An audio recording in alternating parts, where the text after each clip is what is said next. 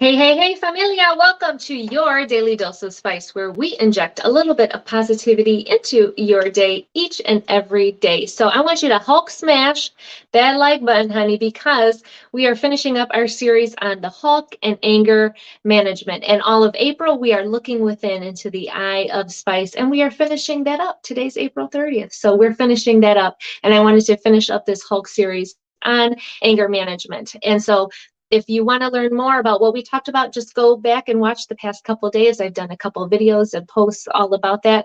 But pretty much in a nutshell, healthy and safe ways to deal with your anger, acknowledge your anger, outlets for anger. And today we're going to finish it up with a couple more things that you can do to safely deal with your anger, acknowledge your anger, and teach other people how to do it and how to recognize it within themselves. So if you are new here, welcome to the familia. My name is Alex Rosa, and I am a holistic nurse. I am a holistic practitioner. I am a soon-to-be doctor. May 7th, I cannot wait to officially be called Dr. Rosa. And I love all things holistic health, wellness, healthy, sustainable living, and that's what we are going to be talking about going all into May, but more to come to talk about May at the end of this live stream, so definitely stay tuned. Quick visual descriptor, because I upload all of my videos to audio version. I am a Latina female. I have a white kindness is cool t-shirt because it's hella cool. And I have long light brown hair parted down the middle. I have some tan skin, honey, because I've been out in the sun feeling it up. And I am in my office. It's a yellow room with green walls. So I see so many familia from LinkedIn hopping on, and I definitely want to give each and every person their own personalized hello, because that's what we do here. So Mackenzie, hey love, nice to see you.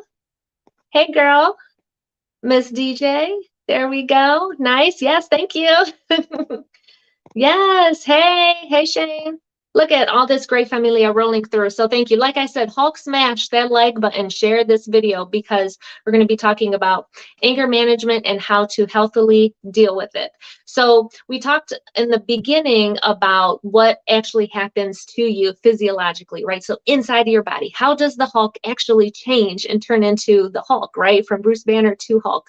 Well, we talked all about that and all that happens physically inside of your body. So then after that, we kind of went into yesterday some healthy and safe ways to release that anger and to deal with that anger. Okay. So today we're going to kind of continue talking about some other ways to deal with it. And the first way I wanted to talk about is enlisting the help of others and bringing other people on your team, because you cannot do it alone. And it's always helpful to have people to talk to and have people to reach out to, have a community. And that's what all of this is all about, is creating a community for people to get help and to connect with each other. And that's one of the things that is so important with this anger management, and that we kind of alluded to the other days is, this anger and having anger management doesn't just come out of the blue and come out of nowhere, right? Things have happened to you, and things are constantly going on inside of you. And so we want to find ways to healthily deal with this and not have it so that our anger and things are just not simmering and bubbling and boiling right beneath the surface, right? We want to find ways to kind of keep that in check, keep that Hulk kind of in check in that area, so that it's not always coming out. And we're going to explore that a little bit more. But also with enlisting help is taking ownership, right? Is taking ownership. And all of April, we've been talking about looking within into the eye of spice and taking ownership of your anger, acknowledging, yes, I do get angry. It's okay. It is okay to get angry. And if you're not getting angry about anything, that could be a little bit of a sign that there's an issue right there, right? So taking ownership, knowing that you get angry, not just blocking it and ignoring it and deflecting, right, and blaming other people, just taking ownership of it. And yes, I do get angry, and this is why, right? And anger is a secondary emotion. Anger is not the thing. Anger stems from so many other things. Anger stems from depression, anxiety, loneliness, frustration. That's where that anger comes from. And then it comes out as yelling, screaming, violent behavior. And this kind of goes into the next thing, that rage is not the answer. Raging out is not the answer. Letting yourself get to that point where you are beyond control, that is not the answer. And that's why we need to find ways to keep those emotions in check, keep all of that flowing, and keep yourself in an easy state, which kind of flows into the next thing of, don't sweat the small stuff, be chill, be cool, be chill, be cool. And there are so many different ways that we've kind of talked about how to start doing that in a healthy and sustainable way for yourself. Because, like we said before, it's a practice. It's something that you have to do day in and day out. And it's not like one day you just are like, I'm angry, I'm angry, I'm angry. No, it has been a buildup over the years of things happening that have caused you to be so filled with rage. And what happens when you have those episodes of rage is all those chemicals, and we talked about the chemicals from the other day, they block all this frontal part of your brain that has the rational thoughts, that controls all of that. It overrides all of that. And that's why people are in a rage situation, they do not know what they are doing. And it's because all of that has taken control and overridden all of that. So we don't want to get to that place. We want to find a way that we are able to control our emotions, be more mindful, take ownership, look within. That's what we need to do. And so that kind of leads, well, I see a couple comments coming through. So let me address some of these. I see Jeff. Hey, Jeff. How are you, hon? DJ says, definitely can't do things alone. She says, call me Boba. I wanted to make sure because I didn't want to say your name wrong, and I'm so particular about that. So thank you, thank you, thank you. Jeff says, hey, everybody. Excellent advice. Mackenzie says, anger and sadness are the primary motivation behind two of my short films. I would love to see those. Yes, anger and sadness, it's all tied together. Juanita says, hi, hello. It's so hard. Yes, it is hard. It's definitely very hard. And like, I get angry. People are like, Alex, you get angry? Yes, I get angry. I get angry. And is you just have to find ways to deal with it, and stopping yourself can be so hard, right? It's so much self-discipline and so much looking within and knowing yourself. And that's why I love talking about the eye of spice, because it's so impactful to so many parts of your life. And kind of how we talked about the Hulk and how he turns into the Hulk and why did he turn into the Hulk? And we know the whole gamma radiation and all of that story, but did not he have a lot of traumatic episodes that kind of led to that, right? And so today I was facilitating at a women's wellness retreat, and we talked all about ACEs, ACE, and its adverse childhood experiences. And this kind of relates nicely into this whole anger management thing, because so many young people, and I'm just going to relate this to young people because this is kind of, it'll all flow together in the end, but so many young people are so angry and filled with rage, and or having issues with excessive hyperactivity and all of that. And there's so many different behavioral things going on.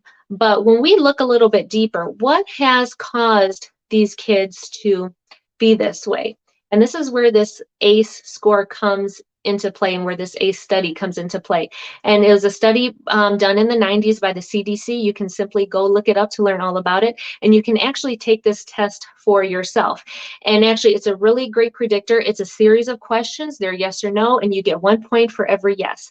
And what this test does is it predicts what childhood experiences have you had that have impacted your adult life and impacted you in your physical health. Because we know, and this is why I always talk about the brain and the body are connected.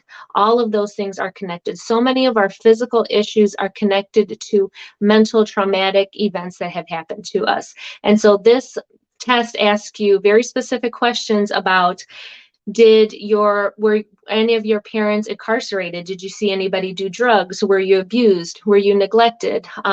Did you have clean clothes to wear? Did you have food to eat? You physically ability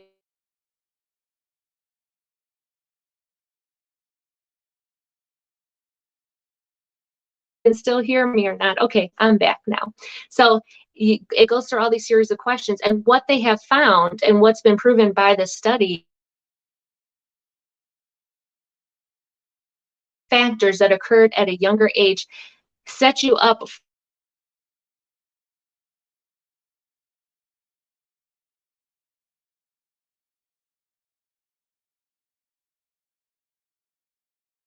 or not. Okay, I'm back.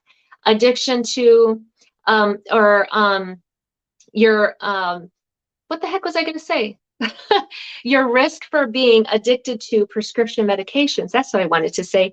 To suicide, to attempting suicide, to being successful at committing suicide, to going to jail, to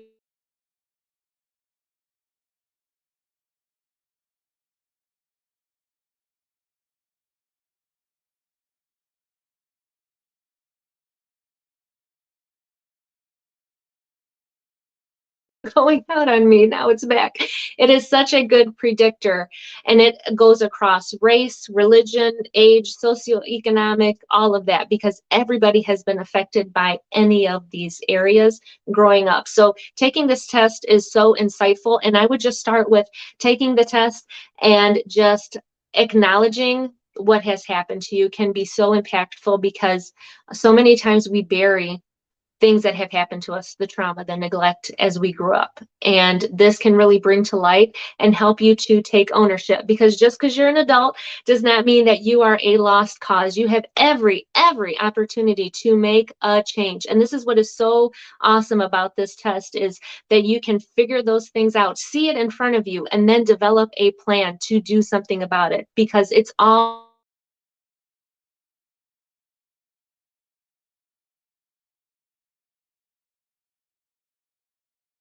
this whole platform as well, when the internet is working and the Wi-Fi is working, that we can create change together, because we are adults now, and it's never too late, like I said, to make those changes, and we can impact the young ones and impact those around us. We are so connected to so many people, to our communities. We need to be doing things within our community that are uplifting, that are helping, that are supporting, for us to live in a healthy and sustainable way. And that is what this does. And that is what I'm doing through this platform and doing these videos and making a connection with every single one of you. Is I want you to be, beacons of light within your communities, to just talk about this kind of stuff that I talk about, and normalize it, and to talk about it with your families, and talk about your emotions and your feelings and your physical health and your mental health. Talking about all of those things is so important, and it's not out of your reach. You definitely are capable of learning and speaking about it and engaging with it